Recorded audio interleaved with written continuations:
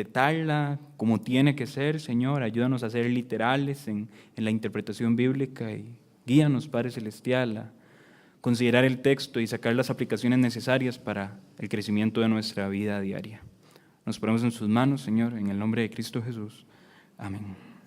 Muy bien, básicamente, como estamos iniciando, entonces le voy a pedir que me acompañe al libro de los Hechos, capítulo 1. Como usted lo puede ver ahí en la diapositiva, vamos a estar desarrollando el día de hoy del texto del versículo 1, al versículo 11, y básicamente vamos a estar desarrollando esa porción bíblica.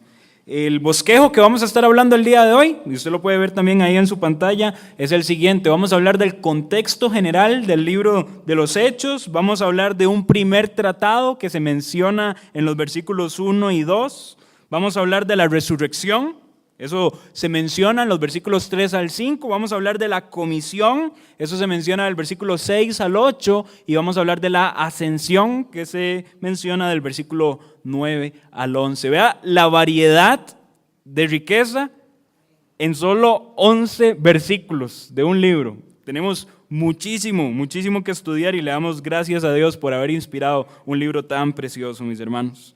Si queremos empezar hablando correctamente del libro de los Hechos, y esto tiene que ser trascendental para todo estudio, si queremos empezar bien a hacer cualquier estudio, tenemos que situarnos en el contexto de lo que estamos estudiando, y por esa razón vamos a estar hablando del contexto del libro de los Hechos.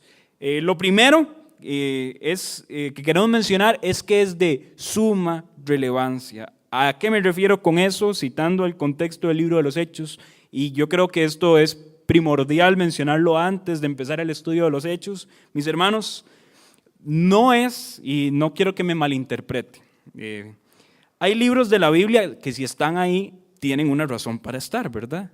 Ahora, a lo que voy a decir, y no quiero que me malinterprete, hay algunos que tal vez nosotros podríamos quitar y no notamos una diferencia en lo que está sucediendo en un panorama completo. ¿Me captan la idea? No es que quiera quitar ningún libro, creo que los que están por voluntad del Señor, ¿verdad? Pero hay unos que simple y sencillamente no se podrían quitar porque cambiaría el contexto de todo el panorama general. Ese es el caso del libro de los Hechos. Si nosotros quitamos el libro de los Hechos, le hacemos un gran daño al Nuevo Testamento. El Nuevo Testamento tiene una columna vertebral y necesariamente es el libro de los Hechos. Por eso decimos que es de suma relevancia, es la principal fuente histórica en cuanto a los hechos de la cristiandad del primer siglo.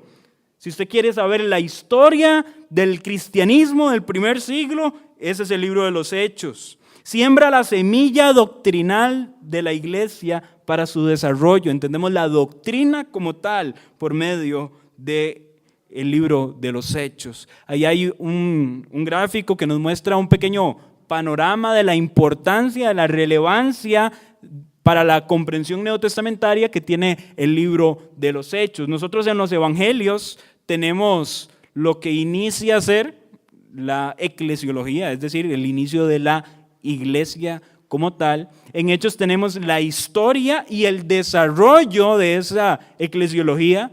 Y en las epístolas tenemos doctrina, pero si nosotros quitamos esa historia que está dividiendo los evangelios de las epístolas, eso pierde mucho sentido. Es un puente y ambos ven hacia ese puente.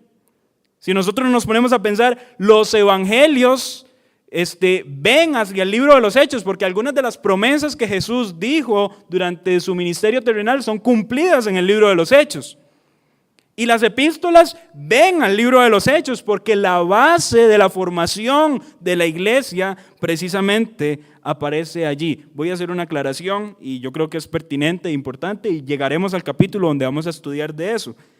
Creo y sé que hay distintas posturas en cuanto a lo que voy a mencionar, pero lo digo su servidor y lo digo apoyándome en la interpretación bíblica, que la iglesia inició durante el ministerio terrenal del Señor Jesucristo. Hay algunas personas que tienen una postura de que la iglesia inicia en algo que se conoce en el libro de los Hechos como el día de Pentecostés. Sin embargo, eso le restaría importancia a la labor de Jesucristo en la tierra y literalmente Él menciona que Él es la base, la roca sobre la cual se funda la iglesia. Entonces creo que es durante su ministerio terrenal que empieza, pero en el libro de los Hechos ocurre un desarrollo que no ocurrió en los evangelios. En los evangelios usted no encuentra diáconos, en los evangelios usted no encuentra iglesias apoyando con ofrenda misionera a personas que vayan a predicar a otros lugares. En los evangelios usted no encuentra nada de eso. En el libro de los Hechos eso se empieza a desarrollar y por eso es importante para la comprensión del Nuevo Testamento. Muestra el avivamiento de la iglesia por obra del Espíritu de Dios. De hecho, el libro comienza con una iglesia que es capaz de reunirse en un cuarto y termina con una iglesia que ha llevado el evangelio a Roma y un número abundante de iglesias que han nacido fruto de ese evangelismo. Yo no sé si usted puede captar eso, pero la primera iglesia que se menciona en los primeros capítulos de Hechos se podía reunir en una sola habitación. Y usted puede notar el impacto que logró esa iglesia. Y mis hermanos, si somos sinceros, yo creo que una habitación es un lugar muy pequeño para reunir a los que estamos aquí, ¿verdad? Yo creo que si nosotros obramos en Cristo y nos dejamos usar por su Santo Espíritu, podemos llegar a tener el Evangelio de Dios puede llegar a tener mucha influencia en nuestro país. Es cuestión de que nosotros pongamos nuestro corazón y lo derramemos delante de su presencia. En la clase de jóvenes estamos empezando a hablar de avivamientos que ocurrieron en las Escrituras, algunos avivamientos. Lo que la Biblia llama un avivamiento, ¿verdad? Lo que el mundo llama un avivamiento es algo que no es un avivamiento. Pero un factor primordial en todo avivamiento es que se expone la Biblia. Mis hermanos, si nosotros empezamos a exponer la palabra de Dios con nuestra voz, con nuestro intelecto y con nuestra vida, ojalá, y les decía yo en la clase, en un aporte que di, que ojalá, ¿se imaginan qué bendición sería que en Costa Rica haya un avivamiento como los que en la historia han ocurrido? Que haya un esparcimiento de la sana doctrina y que hayan personas que lleguen a los pies del Señor Jesucristo. ¿Se imagina que ese avivamiento tenga un epicentro? ¿Se imagina que ese epicentro sea Tibás? Mis hermanos, pero Dios es el mismo Dios de los avivamientos que han ocurrido en el pasado. Es cuestión de que nosotros derramemos nuestro corazón en Él, tengamos dependencia en Él y que su Santo Espíritu nos guíe. Y si es su voluntad, que nos use. Pero deberíamos estar dispuestos a las consecuencias que trae un avivamiento, ¿verdad? Muy bien, igualmente, situándome en el contexto, puedo decir que fue escrito entre el año 63 y el año 56, entre el año 63 y el 65 después de Cristo. Hay algunas razones por las cuales nosotros ponemos esa fecha. No pudo haber sido escrito antes porque lo escribe Lucas, ¿verdad? Y el desarrollo y el ministerio de Lucas precisamente se halla en esas fechas. Y no pudo haberse escrito después, ya que Lucas, siendo un historiador, si hubiera escrito después, estaba obligado a hablar del martirio de Pablo, del incendio de Roma o de la destrucción de Jerusalén. Entonces necesariamente tiene que llegar a un límite y no sobrepasar al año 70, porque eso hubiera quedado registrado en la historia de Lucas. Si hablamos del autor, pues prácticamente, ¿verdad? Es muy fácil decir que el autor es Lucas, lo conocemos como un médico, lo conocemos como un historiador, lo conocemos como una persona que participó en la obra misionera hacia Macedonia y hacia ciertos lugares, y fue una persona muy importante y muy relevante para el desarrollo de la iglesia del primer siglo. ¿Por qué decimos que es Lucas? Bueno, Hechos capítulo 1, versículo 1, dice lo siguiente. En el primer tratado, oh Teófilo, hablé de todas las cosas que Jesús comenzó a hacer y a enseñar, hasta el día que fue recibido arriba después de haber dado mandamiento por el Espíritu Santo a los apóstoles que había escogido, a quienes también después de haber padecido se presentó vivo con muchas pruebas indubitables, apareciéndoles durante 40 días y hablándoles acerca del reino. Notó cómo inicia el texto. En el primer tratado, oh Teófilo. Está hablando de un tratado previo, ya a ese punto ya lo vamos a estar desarrollando. ¿Qué más podemos mencionar antes de pasar a ese punto acerca de Lucas? Bueno, no creemos que Lucas haya escrito lo que escribió inventando lo que escribió, porque es un gran historiador. Y de hecho, hay un dato interesante, y acompáñenme por favor al libro, ahí mismo, Hechos, capítulo 16, versículo 10. Deje el capítulo 1 marcado porque ya vamos a regresar. Capítulo 16, versículo 10.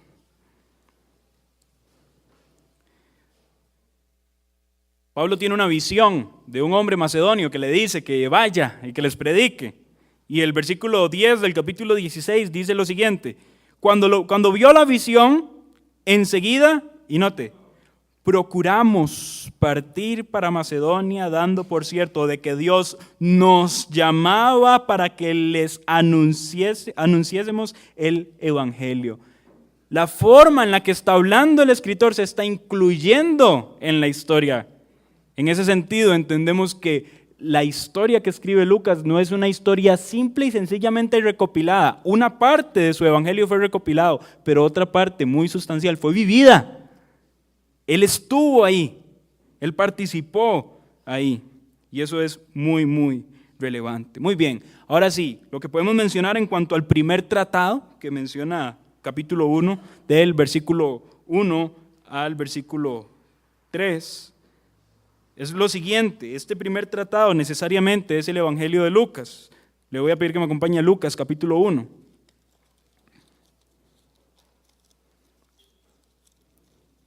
Lucas, capítulo 1. Los que vinieron el miércoles pasado, este texto ya se desarrolló en su estudio. Simple y sencillamente vamos a leerlo de nuevo para corroborar que es Lucas quien está hablando allí. Lucas, capítulo 1, versículo 1 dice: puesto que ya muchos han tratado de poner en orden la historia de las cosas que entre nosotros han sido ciertísimas, tal como nos lo enseñaron los que desde el principio lo vieron con sus ojos y fueron ministros de la palabra, me ha parecido también a mí, después de haber investigado con diligencia todas las cosas desde su origen, escribírtelas a ti por orden, oh excelentísimo Teófilo, para que conozcas bien la verdad de las cosas en las cuales has sido instruido. Aquí está hablando Lucas a Teófilo. Y en el libro de los Hechos dice: en el primer tratado hablé de. Bueno, y ahora voy a hablar de. Es por así decirlo, tomo 1 y tomo 2. Muchas personas en la antigüedad recopilaban Hechos y Lucas en un solo tomo y lo leían de forma continua. Es una buena práctica y de paso, si usted no está viniendo a los cultos de los miércoles, eso sería bueno que tal vez lo considere si así se le permite y usted pueda estudiar estos dos contextos de una forma simultánea, ¿verdad? Muy bien, Lucas entonces corroboramos que es el autor del libro de los Hechos.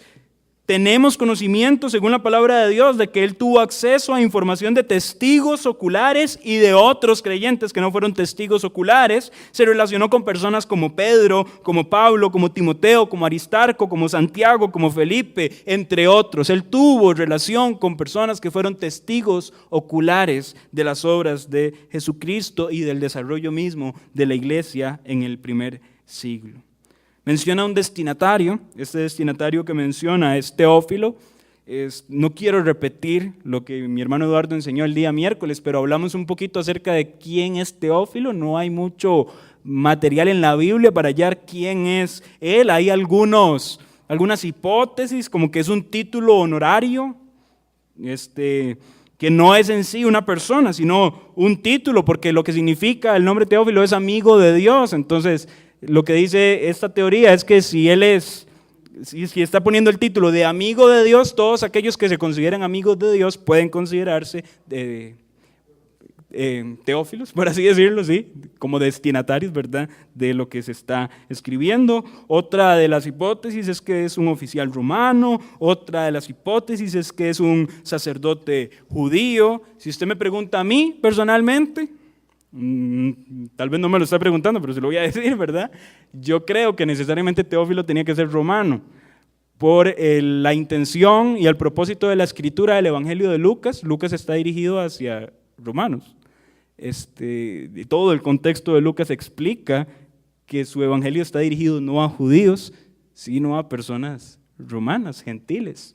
Y necesariamente es muy concordante que un nombre que tiene una etimología gentil, romana, pertenezca a una persona cuya autoría es romana, ¿verdad? Entonces, en ese sentido, creo que es una persona romana. Me parece, por lo que entiendo y cómo cómo Lucas le habla, que es una persona con un alto rango, muy probablemente, dentro del contexto romano. Básicamente, eso es lo que nosotros podemos mencionar acerca de lo que la Biblia dice en el primer tratado.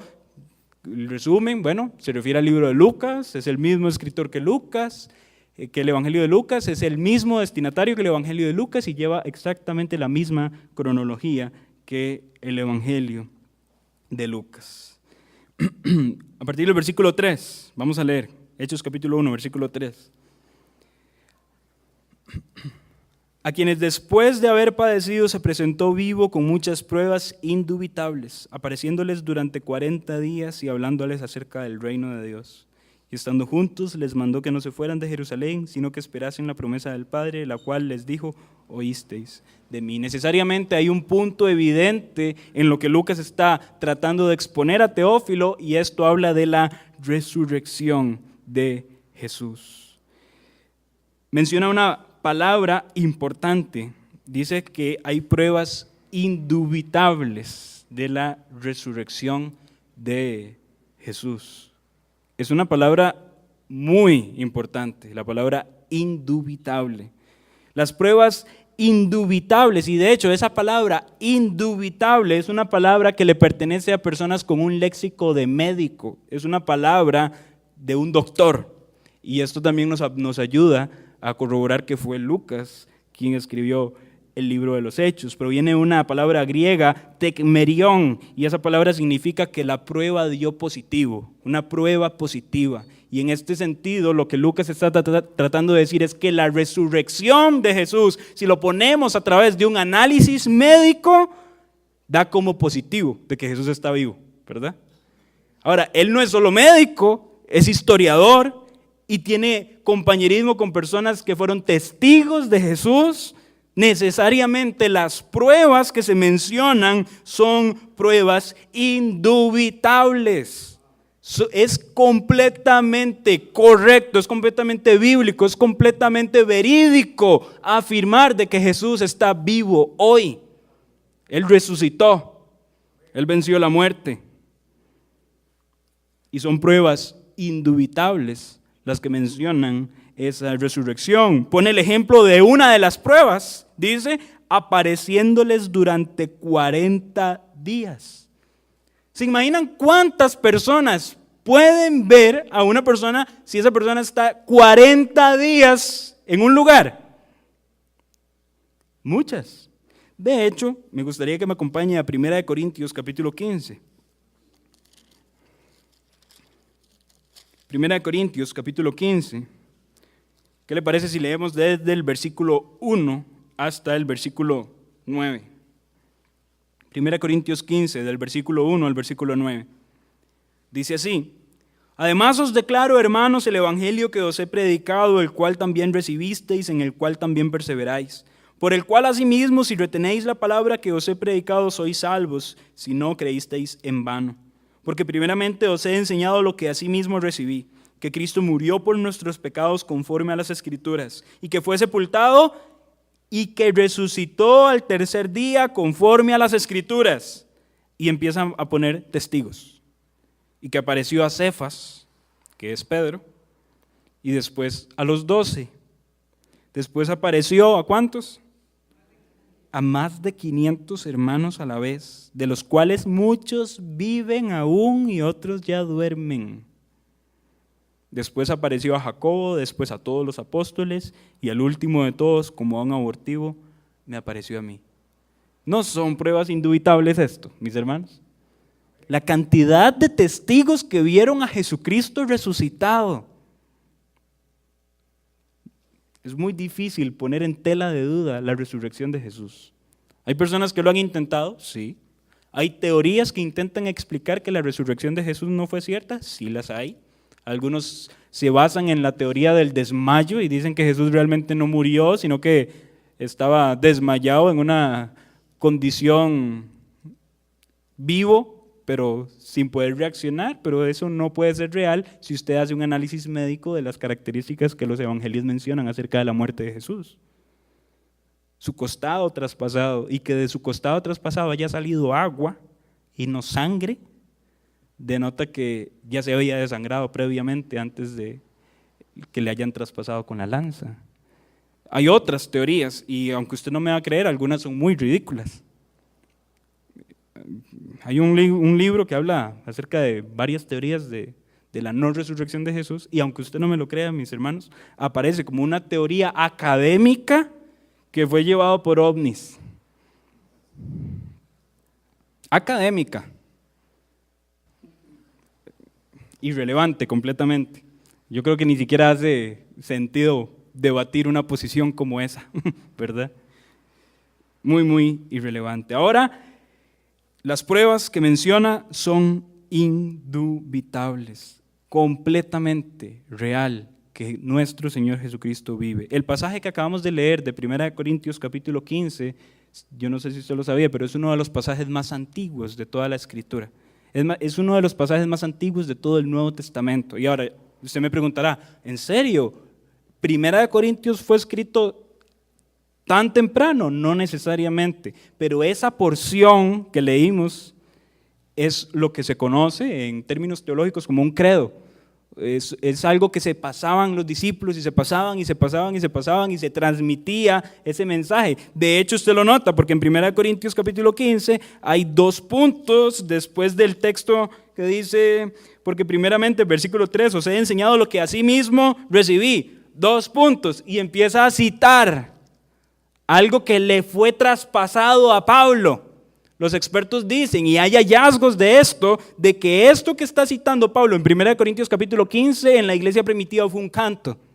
Y las personas cantaban que Jesucristo murió por nuestros pecados conforme a las Escrituras y que fue sepultado y que resucitó al tercer día conforme a las Escrituras y que apareció a Cefas y después a los 12, después a más de 500 hermanos a la vez, los cuales muchos ya viven y otros ya duermen. Hay un criterio de algunos que dicen que el versículo 6 ya no pertenece al credo y hay otros que dicen que el versículo 6 sigue perteneciendo al credo. ¿Por qué razón? Algunos dicen que no pertenece al credo, por la acotación que hace, los cuales muchos viven aún y otros ya duermen. Personalmente creo que el versículo 6 pertenece al credo y que es una acotación, un paréntesis del apóstol Pablo que hace memoria de que algunos de los que fueron testigos en su momento todavía están vivos, como para hacer constar a las personas de Corinto de que lo que se dijo en ese credo es real, ¿verdad? En ese sentido, si es algo que se traspasó tan antiguamente, de generación en generación, de que Jesús había resucitado, ¿por qué ponerlo en tela de duda al día de hoy? ¿Por qué dudar de su resurrección? No tenemos por qué dudar de que Él está vivo. Ahora, muy probablemente no sea el caso de que haya personas aquí en este lugar que estén dudando de la vida del Señor Jesucristo. Y muy probablemente todos aquí lleguemos al consenso de que Jesucristo vive. Pero si yo quiero aplicar este texto a una realidad al día de hoy, yo me pregunto, ¿vivimos nosotros hoy día como si Jesucristo estuviera vivo y pendiente de nosotros y observando nuestro andar diario? Nuestro caminar es como si nuestro Dios viviera con todo poder y autoridad, sabiendo que un día le rendiremos cuentas a Él. O muy probablemente a veces tendemos a vivir como si nuestro Dios estuviera muerto y no estuviera viendo lo que hacemos o no hacemos. En este sentido, la doctrina de la resurrección trasciende a la vida práctica del cristiano. Y por el hecho de que Jesucristo vive, es que yo tengo vida nueva. Y tengo que andar en esa vida nueva, ser constantemente un testigo, un testimonio de la obra de Jesucristo en la tierra. Son pruebas indubitables. Pasamos al 4º punto, que es la comisión. Esa comisión se menciona a partir del versículo 6. Dice el versículo 6, entonces los que se habían reunido le preguntaron diciendo, Señor, ¿restaurarás el reino a Israel en este tiempo? Tal vez usted se pregunta, ¿por qué los discípulos hacen esta pregunta? Señor, ¿restaurarás el reino de Israel en este tiempo? Bueno, muy probablemente esta pregunta tiene que ver con lo que Jesús dijo en el versículo 3. Vamos a devolvernos al versículo 3. A quienes después de haber padecido se presentó vivo con muchas pruebas indubitables, apareciéndoles durante 40 días y hablándoles acerca del reino de Dios. Los discípulos entendieron por reino de Dios el reino prometido en el Antiguo Testamento, en el cual Jesucristo iba a estar sobre Jerusalén reinando como tal, el Mesías. Y por eso sale a coalición la pregunta del versículo 6, Señor, ¿restaurarás el reino de Israel en este tiempo? Ahora, hay que tener algo claro y no me quiero detener mucho en este punto, pero sí creo que es necesario. Creemos en que la Biblia se interpreta a sí misma, amén, ¿verdad? Yo no tengo que imponerle a la Biblia una interpretación ajena a la interpretación que la misma Biblia ofrece. Y si yo interpreto la Biblia como tal, tengo que compararla escritura con escritura. Y no tengo que agregarle nada que en la Biblia no está escrito. Pues hay algo que algunas personas andan agregando a la Biblia. No creo que sea algo trascendental, pero lo menciono en el sentido en que nos ayuda a estudiar correctamente la Biblia y no dejarnos llevar por lo que otros digan acerca de la Biblia. Sin demorarme mucho tiempo, creo que hay dos palabras importantes en cuanto al estudio bíblico. Para mí estas dos palabras, si se mencionan en el discipulado, los que lo están cursando lo sabrán, exégesis y eisegesis. Son dos palabras muy parecidas, pero son importantes para el contexto del estudio bíblico. Me explico. La exégesis, lo que hace, la exégesis bíblica, es agarrar el texto y extraer la verdad que el texto ofrece. La eisegesis es agarrar un texto e imponerle un significado que yo me imagino y que yo quiero que el texto diga lo que yo me estoy imaginando. Eso es incorrecto. Eso es una mala interpretación bíblica y a veces no con una intención pecaminosa ni satánica, a veces porque queremos que suene bonito, pero no necesariamente estamos interpretando el texto como debería ser interpretado. Ahora, ¿cuál error me refiero en cuanto a esto? Bueno, algunas personas dicen que el reino de Dios es una cosa y que el reino de los cielos es otra cosa completamente diferente y empiezan a sacar ciertas conclusiones de que son dos cosas distintas. Bueno, no hay algo en la Biblia que me ayude a sacar una conclusión como esa, y de hecho quiero darle algunas evidencias de lo que le estoy diciendo. La frase el reino de Dios aparece 68 veces en 10 libros del Nuevo Testamento. ¿Escucharon eso? En 10 libros del Antiguo Testamento aparece 68 veces. La frase el reino de los cielos aparece 32 veces solo en el Evangelio de Mateo. Y si usted se pone a pensar para quién fue escrito el Evangelio de Mateo, ¿alguien sabe a qué audiencia fue dirigido? A judíos. Y los judíos eran muy sensibles con el léxico, principalmente cuando se utilizaba el nombre de Dios. ¿Estamos claros con eso? Voy a ponerles un ejemplo. Vamos a Mateo capítulo 19, por un momento. Mateo capítulo 19.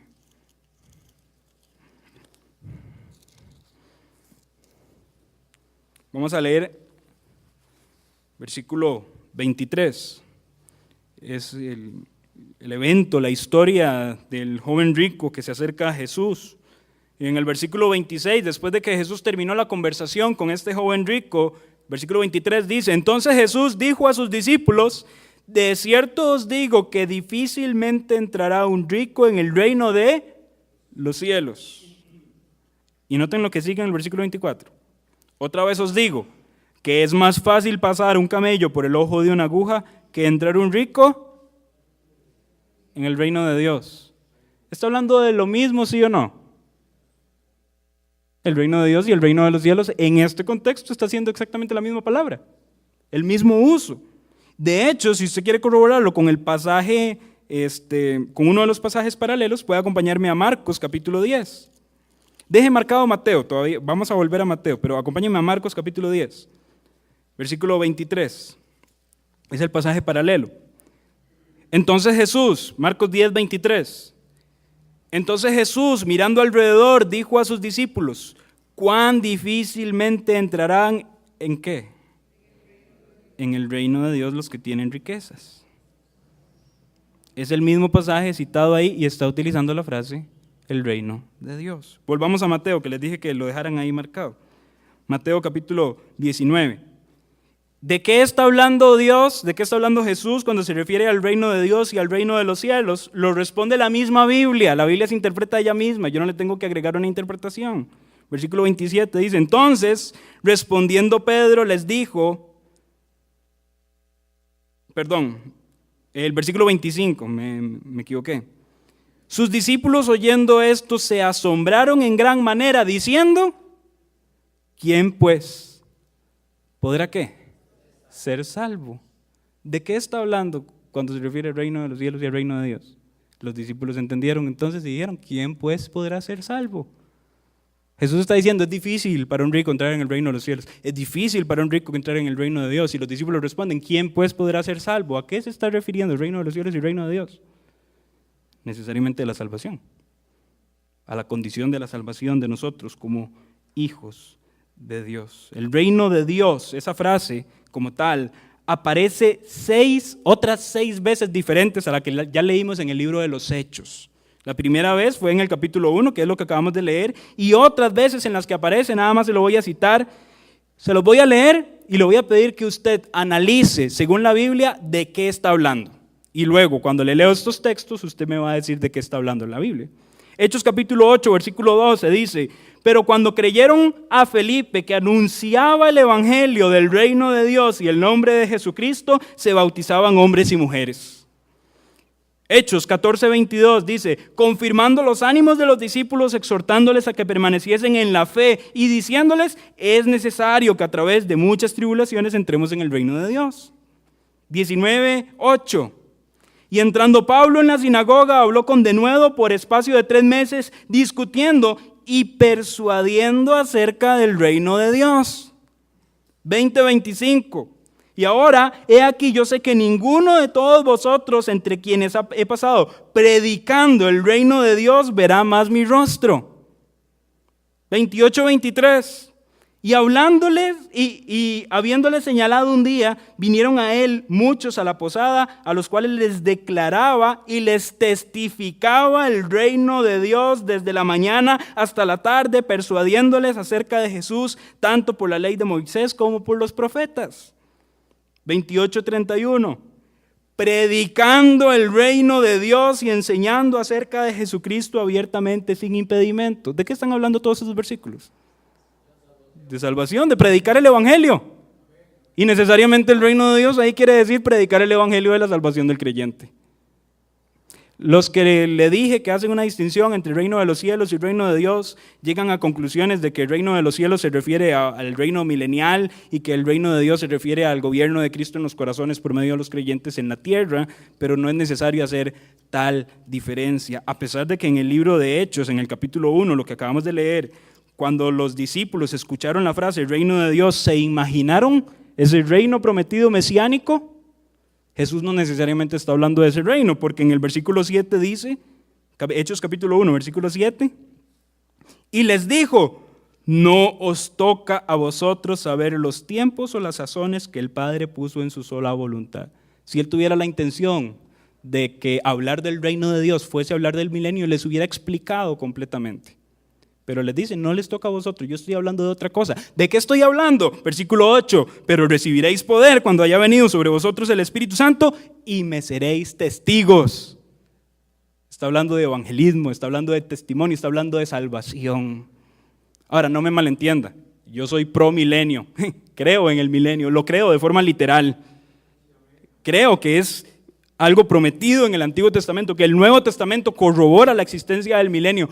Creo, y mi postura escatológica me hace creer entonces me llamaría tal vez la etiqueta un pretribulacionalista premilenial, o sea que creo que Jesús va a venir a arrebatarnos antes de una tribulación literal, y al ser premilenial creo sinceramente que Jesucristo va a venir físicamente antes de establecer un reino literal de 1000 años sobre Jerusalén.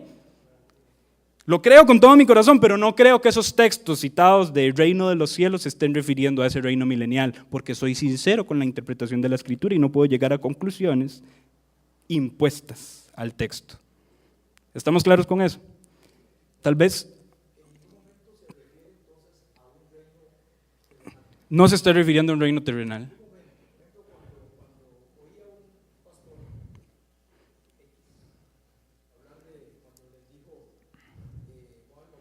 Ajá, excelente ejemplo. Arrepentidos porque el reino de los cielos se ha acercado.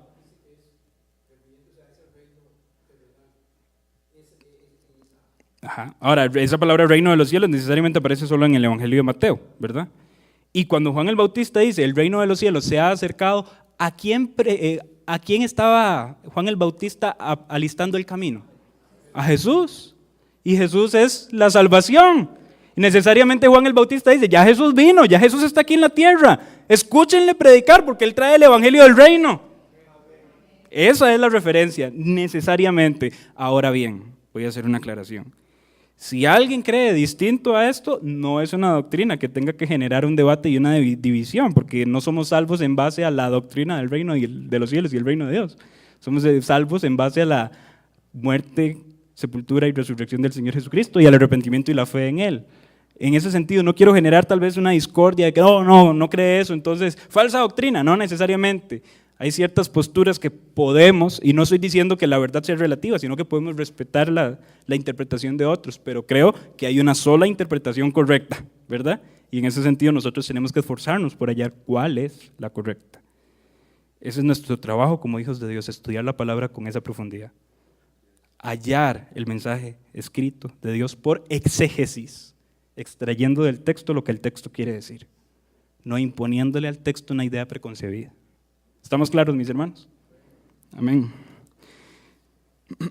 Muy bien, eso está hablando acerca de la comisión y no ha terminado de hablar de la comisión. Esto fue simple y sencillamente un paréntesis para explicar a qué se refería Jesús con reino de Dios. Y es importante para el contexto, porque si reino de Dios se está refiriendo a la salvación, entonces la gran comisión que siguen en versículo 7 y en versículo 8 tiene mucho sentido. Dice, versículo 7, y les dijo, no os toca a vosotros saber los tiempos o las sazones que el Padre puso en su sola voluntad. A usted no le toca saber nada concerniente a eso, pero sí le toca saber lo siguiente, que recibirán poder cuando haya venido sobre vosotros el Espíritu Santo y me seréis testigos en Jerusalén, en toda Judea, en Samaria y hasta lo último de la tierra. Jesús está declarando aquí este texto es un texto sumamente importante para la comprensión de Hechos, perdón por los cables, ¿verdad? De Hechos.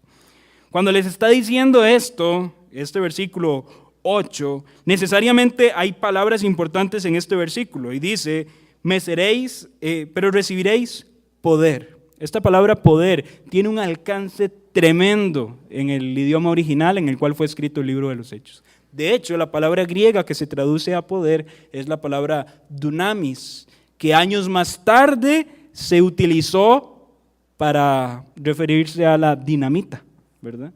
Imagínense la magnitud. Ahora, la dinamita no existía en este entonces, pero cuando alguien la inventó, se dio cuenta que era algo sumamente poderoso y quiso hallar una palabra que atrapara todo el poder de eso que había inventado, y la palabra que colocó fue dinamita. La palabra que se utiliza en el original griego para este poder es dunamis. Este poder no es un poder que nace, que sale de nuestro propio esfuerzo personal, no, es un poder que dice que recibiremos. Y necesariamente ese poder, ese dunamis, viene del Espíritu Santo en nosotros y de la dirección del Espíritu Santo en mí. Por eso es importante, como dice el Nuevo Testamento, andar en el Espíritu y no satisfacer los deseos de la carne. Cuando nosotros en los púlpitos nos referimos a que cuide su vida espiritual, le estamos diciendo que usted va a perder poder, usted va a carecer de poder si el Espíritu Santo no guía su vida. Timoteo dice que no nos ha dado Dios un espíritu de cobardía, sino uno de poder, amor y dominio propio. necesariamente, mis hermanos, creo indispensable que nos dejemos guiar por la influencia del Espíritu Santo en nosotros. Y la palabra de Dios dice que el Espíritu Santo nos va a guiar a conocer la verdad. Necesariamente la Biblia y el Espíritu Santo van de la mano. Y si yo quiero crecer espiritualmente y ser guiado por el Espíritu Santo, tengo que leer el texto y el Espíritu Santo me va a guiar a comprender el texto. Pero ¿cuántos cristianos estamos dejando la Biblia a un lado? No podríamos cumplir esta comisión que está hablando el libro de los Hechos, de ser testigos hasta lo último de la tierra, sin que el Espíritu Santo esté guiándonos y dirigiéndonos. Por eso es importante tener una vida espiritual plena, descansar en el Señor Jesucristo y que Él haga su obra en nosotros. Pero recibiréis poder cuando haya venido sobre vosotros el Espíritu Santo y me seréis testigos. Esta es otra de las palabras importantes del texto. Cuando dice me seréis testigos, esta palabra testigo viene del original griego marturia y es la palabra que en otras ocasiones se traduce como mártir. Y en este sentido puedo llegar a la conclusión de que la voluntad del Señor Jesucristo para los que Él quiere que esparzan su evangelio no necesariamente es una vida llena de comodidades y plenitudes. Aquí está diciendo me seréis testigos, casi está diciendo me seréis mártires.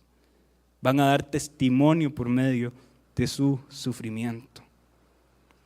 ¿Y se cumplió? Claro que se cumplió porque el libro de los Hechos nos menciona a algunos mártires, como lo fue Esteban. Y como lo fueron prácticamente que todos los apóstoles. A percepción personal, creo que todos los apóstoles fueron mártires. Algunos, y de nuevo, son creencias que no dividen, pero algunos colocan que Juan murió por causas naturales. Hay ciertos hallazgos históricos que lo colocan devolviéndose de la isla de Patmos a Éfeso y siendo martirizado en Éfeso. Eso es nada más un dato histórico, pero es probable entonces que todos los apóstoles hayan sido mártires y que se cumpliera, me seréis testigos, me seréis mártires. Es contradictorio. ¿Por qué dije que este versículo tiene dos palabras importantes? Porque lo que está diciendo al principio es recibiréis poder, dunamis, un poder inimaginable, pero luego dice que ese poder es para ser testigos, mártires, sufrir, morir. ¿No sería mejor que ese poder sirviera para poder rechazar y poder sobreponerse sobre cualquier lucha, cualquier prueba, cualquier persona que quiera tener alguna discusión, cualquier persona que le quiera hacer daño a los cristianos? No van a poder hacerle daño a ningún cristiano porque recibimos ese poder, ese dunamis, no necesariamente. Ese poder no es para ser invencible, es para que el evangelio sea predicado. El poder que recibimos por medio del Espíritu Santo es para que el evangelio sea predicado. Lo importante en la gran comisión no es el que lleva el mensaje, es el mensaje. Y la prioridad en la gran comisión está en el mensaje del evangelio del Señor Jesucristo. Tendemos a darle demasiada importancia al que lleva el mensaje, pero en realidad, bíblicamente hablando, todos deberíamos llevar el mensaje. Todos deberíamos ser testigos. Estamos muy felices de tener fotos de personas que apoyamos con ofrendas y que están siendo testigos en otros lugares, pero no les toca solo a ellos. Es una tarea de todo cristiano. Todos somos misioneros. Todos nos rodeamos de personas incrédulas. Y todos, si es que ya todos los que estamos aquí nos arrepentimos de nuestros pecados y creímos en el Señor Jesucristo, todos tenemos el mismo espíritu. Es ese espíritu de poder que nos capacita para llevar ese evangelio. Algo interesante también en este versículo 8 es que básicamente es el bosquejo de todo el libro de los Hechos. Es sumamente importante estudiarlo. ¿Por qué? Porque el texto dice, recibiréis poder cuando haya venido sobre vosotros el Espíritu Santo. Me seréis testigos en Jerusalén, en toda Judea, en Samaria y hasta lo último de la tierra. Este versículo tuvo su cumplimiento. ¿Cuándo? Bueno, Después de que el Espíritu Santo descendió sobre la iglesia en el día de Pentecostés, ellos empezaron a ser testigos en Jerusalén. ¿Se recuerdan la predicación del apóstol Pedro? Muchísimas personas convirtiéndose ¿en dónde? En Jerusalén. Entonces, por medio del poder del Espíritu Santo, están empezando a ser testigos en Jerusalén. ¿Trasciende a toda Judea? Claro que sí. Los discípulos fueron a otros lugares y llegaron a predicar el evangelio en toda Judea. Y luego en Samaria. Bueno, usted verá a uno de los diáconos llamado Felipe. Después del éxito de la predicación en el lugar anterior donde él estuvo, desciende a Samaria y predica el evangelio. Después del éxito de la predicación en Jerusalén, está dispuesto a ir a Samaria por motivo de la persecución probablemente, pero estuvo dispuesto a ir a Samaria donde nadie quería hablarle a los samaritanos. Pero Felipe establece allí la primera iglesia, por así decirlo, fuera de Jerusalén y Judea, la iglesia en Samaria. Y era muy difícil para una persona con un contexto judío, o por lo menos prosélito, predicarle a personas samaritanas, por contexto que ya luego hablaremos en detalle. Pero mis hermanos, se cumplió. Y luego dice, y hasta lo último de la tierra. Bueno, el apóstol Pablo comenzó eso y empezó a ir a lugares nunca antes alcanzados. Su primer viaje misionero llegó a islas como Chipre, llegó a lugares como Macedonia. En su tercer viaje misionero llegó a Roma. Literalmente eso era lo último de la tierra para un contexto antiguo. Pero el Espíritu Santo sigue aquí y sigue habiendo tierra. Y nosotros tenemos que seguir yendo hasta lo último de la tierra por medio del poder del Espíritu Santo en nosotros. Tengamos cuidado con ser una iglesia satisfecha con venir, escuchar e irnos a la casa. Porque hay personas que no están escuchando. No están escuchando, mis hermanos. Y en este sentido es importante el contexto de misiones. Es importante. Cuando una iglesia recoge una ofrenda para misiones, no es para enriquecer a los misioneros, no. Y usted lo sabrá muy bien, no lo es. Es para que el mensaje del evangelio llegue a todo lugar. La prioridad está en el mensaje. Y si nosotros sabemos que no podemos llegar a X lugar, bueno, somos misioneros en nuestra Jerusalén, pero damos para que alguien sea misionero hasta lo último de la tierra. Y así se cumple la escritura. ¿Lo estamos cumpliendo? Y me llama la atención, mis hermanos, con el ejemplo que mencioné de Felipe, no era un pastor, un obispo, un anciano, no lo era. Era un diácono. No, al diácono no le tocaba en ese sentido ir a predicar, ir a abrir una iglesia. Bueno, Felipe lo hizo. Esteban presentó una de las mejores predicaciones del Nuevo Testamento. ¿A qué voy con esto? Que no creamos de que, no, a mí no me toca eso. No, vayamos más allá. Usted puede decir, no, es que a mí no me toca eso, le toca a fulano de tal. No, vaya usted, dé un paso más allá.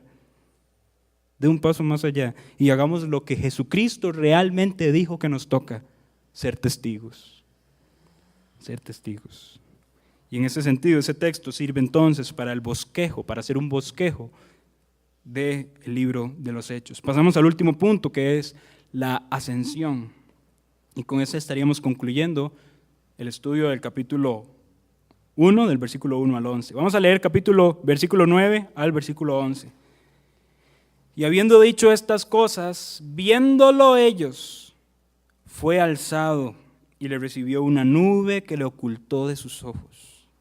Y estando ellos con los ojos puestos en el cielo, entre tanto que él se iba, y aquí se pusieron junto a ellos 2 varones con vestiduras blancas, los cuales también les dijeron: varones galileos, ¿por qué estáis mirando al cielo? Este mismo Jesús que ha sido tomado de vosotros al cielo, así vendrá como le habéis visto ir al cielo. Jesús se fue en una nube y creo firmemente que así vendrá. Amén. El trabajo de los discípulos en ese momento era realizado con la esperanza de la segunda venida del Señor Jesucristo. Cuando los discípulos trabajaban con la esperanza de que Cristo iba a venir de nuevo. Ellos siguieron pensando eso durante todo su ministerio terrenal. Los discípulos empezaron a observar. Usted puede ver menciones en Primera de Pedro, puede ver menciones en Primera de Tesalonicenses, puede ver menciones en Apocalipsis de los discípulos, los apóstoles, diciendo que Jesús en breve viene, que Él está cerca, que Él está cercano, que Él ya viene. El trabajo de los discípulos era enfocado en que Cristo iba a regresar. Pero ¿cuántas veces, y aquí hago la aplicación que puedo sacar de este punto, cuántas veces nosotros estamos tan satisfechos en esta vida terrenal y pasajera que vivimos como si no quisiéramos que Él venga?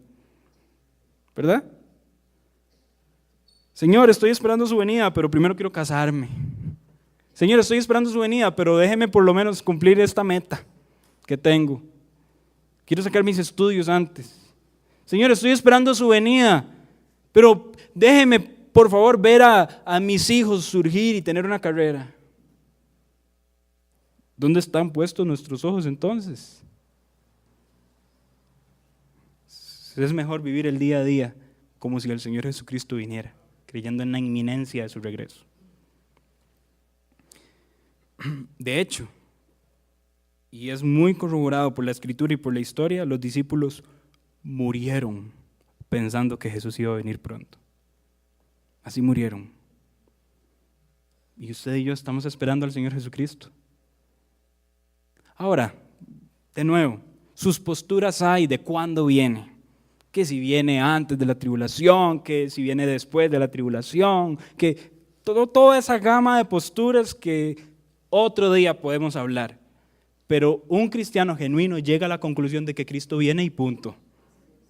Y nosotros en la esperanza de su segunda venida, estamos descansando en esa esperanza. Estamos descansando de que realmente Jesucristo viene. Estamos viviendo como si Él viniera ya pronto, como si Él estuviera por venir. O estamos viviendo satisfechos en nuestro andar terrenal. Me llama la atención y puedo sacar una conclusión en cuanto a este capítulo, que lo que Jesús le dijo a los discípulos era esperanzador, sí lo era, pero estaba marcando el precedente de lo que los discípulos iban a experimentar. Les estaba diciendo que iban a ser mártires, les estaba diciendo que iban a recibir el poder del Espíritu Santo, les estaba diciendo que Jesús pronto vendría. Les estaba diciendo que no se preocuparan por los tiempos y las sazones, porque eso pertenece a la potestad del Padre. Y estaba marcando un inicio para que los discípulos empezaran a realizar una obra en el poder del Espíritu Santo. Y si yo puedo concluir, diría que esa obra no ha terminado. No ha terminado. Nosotros somos discípulos, como Pedro lo fue, como Pablo lo fue, como Lucas lo fue. Si usted creyó en el Evangelio del Señor Jesucristo, en la muerte, sepultura y resurrección, usted es un discípulo. Yo soy un discípulo. Tengo el Espíritu Santo de Dios. El poder de Dios está en mí. ¿Y qué estoy haciendo con eso? ¿Estoy dejándome guiar por su voluntad perfecta y agradable?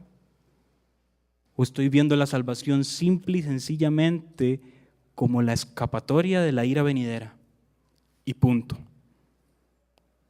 Es preocupante y lamentablemente puede achacarse este error a ciertos predicadores que en sus predicaciones hacen demasiado énfasis en que la salvación simple y sencillamente es que yo me iba al infierno y que ya luego no me voy. ¿Me explico? La salvación es más que eso. La salvación es que antes yo no era hijo de Dios y ahora lo soy. Y que como hijo le obedezco y le amo. Y que soy su siervo porque Él me rescató. Y que hago las cosas para agradarle, para que su nombre sea glorificado. No estoy hablando simple y sencillamente de que iba a condenación y ya no, y ahora puedo andar feliz porque ya no voy a condenación. Es más que eso. Es que antes yo servía al pecado y a la injusticia, pero ahora, según el libro de Romanos, soy un siervo de la justicia. La palabra siervo en el original griego, doulos, esclavo.